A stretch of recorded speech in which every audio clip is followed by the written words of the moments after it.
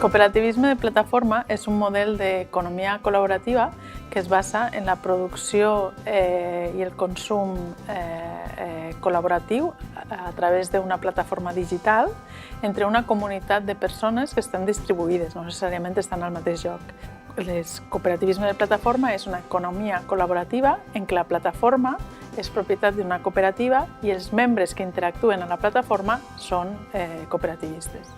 L'economia col·laborativa està creixent molt i el model de cooperativisme de plataforma és molt predominant dins de l'economia col·laborativa i també perquè està escalant molt.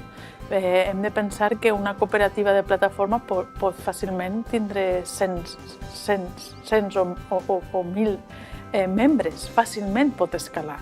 Lligats a coneixement i en els àmbits que tenen un fort component de treball, és més fàcil que domine el cooperativisme de plataforma.